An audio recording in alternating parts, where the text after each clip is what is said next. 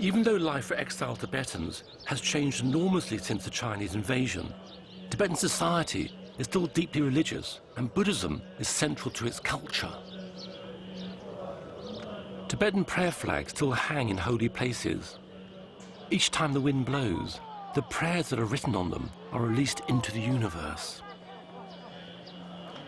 Their colors are symbolic. They represent water, fire, earth, and air. Buddhism arrived in Tibet in the 7th century AD, about 1,000 years after it started in northern India. Focusing on spiritual development, all Buddhists believe that the road to enlightenment lies through the practice, the development of morality, meditation, and wisdom. At the time these films were made, monks made up 20% of the male Tibetan population. Every Tibetan family, rich or poor, sent their youngest son to a monastery as a spiritual and religious duty. Because monks had a high social status, poor families gave up their boys in the certain knowledge they would be looked after financially for life. These boys would just have arrived at the monastery. Even though in theory they could give up being a monk if they wanted, they'd expect to stay there for the rest of their lives. The present Dalai Lama, who is the 14th, was found while he was still a small child. In a tradition that dates back to the 17th century, the Dalai Lama, or Ocean of Wisdom, is both the spiritual and secular leader of Tibet. All Buddhists believe in rebirth and reincarnation, but for Tibetan Buddhists, the man they call His Holiness, the Dalai Lama, is very special indeed. Some see him as a man-god. All believe he's a reincarnation of all 13 previous Dalai Lamas, and he's a bodhisattva of compassion, an enlightened being who's chosen rebirth as a human being so he can be on this world to help others. When the 13th Dalai Lama died, his reincarnation, a 3-year-old boy called Tenzin Gyatso, was found some 600 miles from the capital in Amdo, a province in the far northeast. While the Western world was at war, the family made the long journey to the capital, Lhasa. The 14th Dalai Lama arrived in October 1940. By now he was 5 years old. He was accompanied by his father and mother and 2 elder brothers, Lobsang Samten and Gyalo Thondup. Oh, father. I think my father. Father, yes. Oh, my mother. Oh, this is elder brother, whom I bully.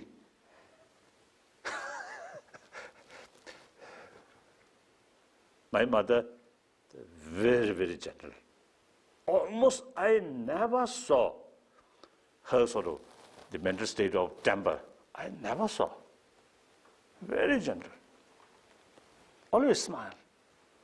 Something very nice woman. A villager, uneducated. At the beginning, illiterate. Later, with her own effort, she can read some books. Now here, yes, my father with mustache. He very much interest keep his mustache very, how to say, very organized way. No, not like that. So he used, of course, our family from time to time eating meat with bone. So every time from the bone, there is something, what called marrow or something. Oh. So see, he usually used to put on his mustache, then do like that.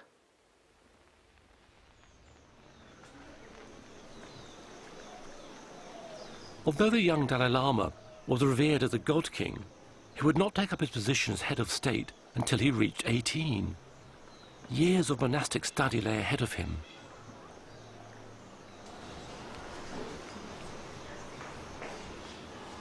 Buddhism involves training, transforming the mind, so as to have a full understanding of the true nature of existence, to gain happiness, and ultimately to achieve spiritual enlightenment.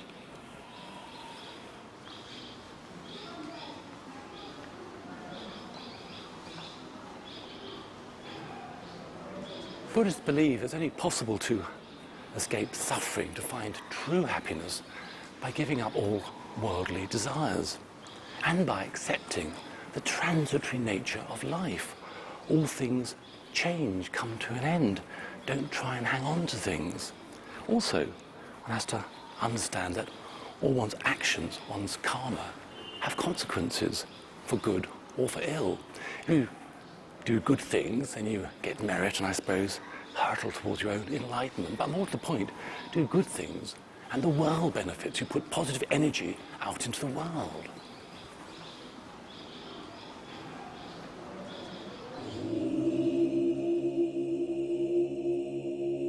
The events of Buddha's life and teachings were celebrated through ceremonies and rituals that dominated life in Tibet. The Malam Chenmo, or Great Prayer Festival, is a series of events which commemorates the day when Buddha preached the Dharma, or sacred text, for the first time. The festival starts when the monks take over the running of Lhasa from the government. The proctors of the Drepan monastery arrive carrying heavy silver maces to demand that power is handed over to them by the Kashag, or parliament. Their attendants ceremonially throw down the whips of the city magistrates and bow to the proctors to formalize the handover.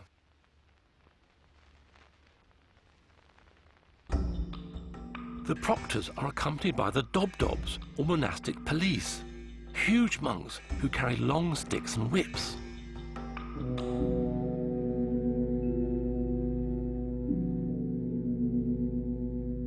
Wearing padded robes, their job is to intimidate and control the crowd of 20,000 monks who flood the city for the festival.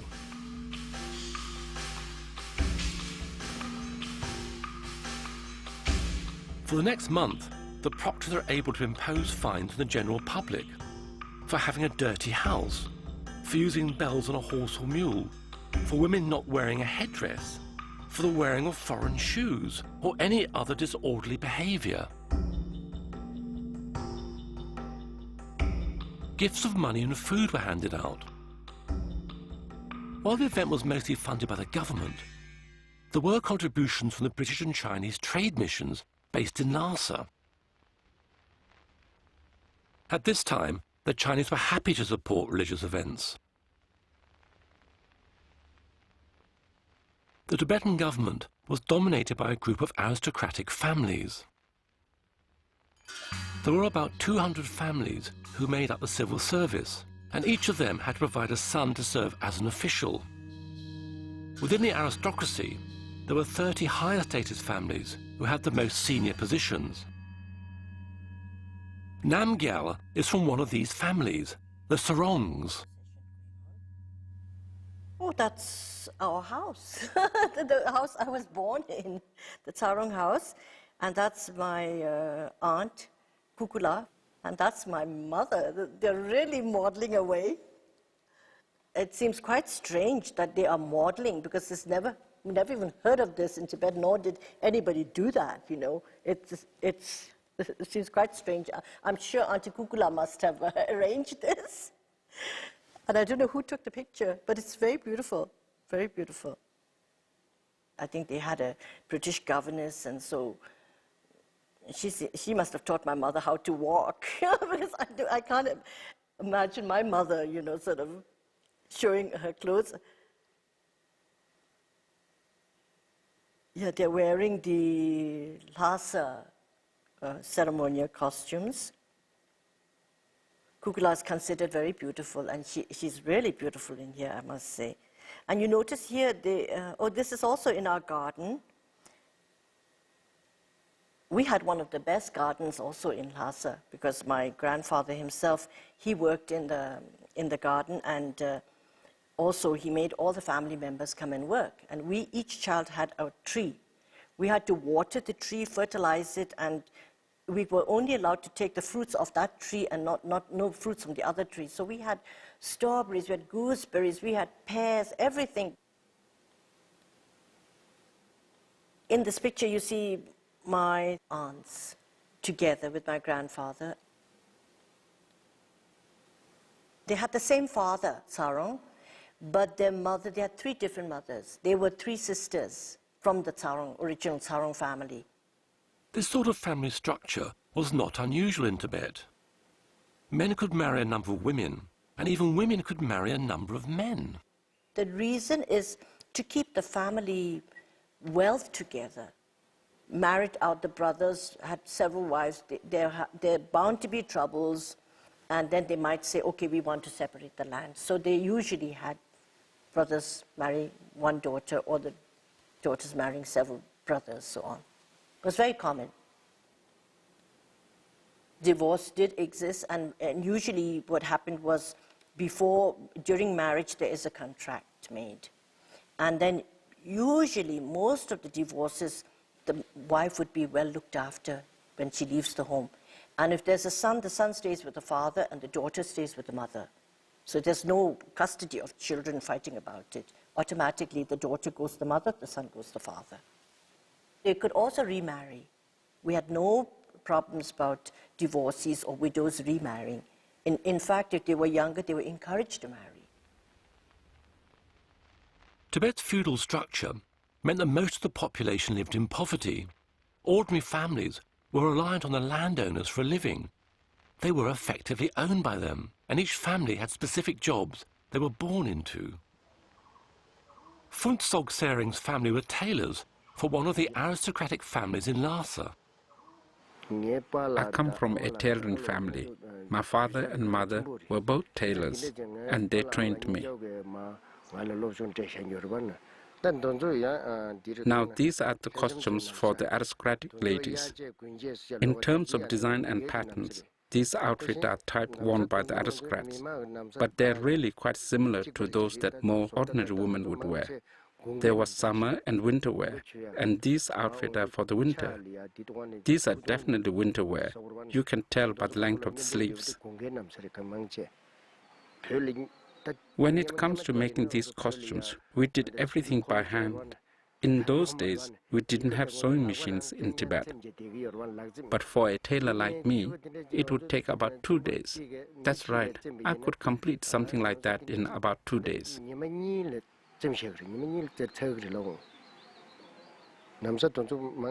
These are the costumes of the Kashak, and they are relatively easy to sew.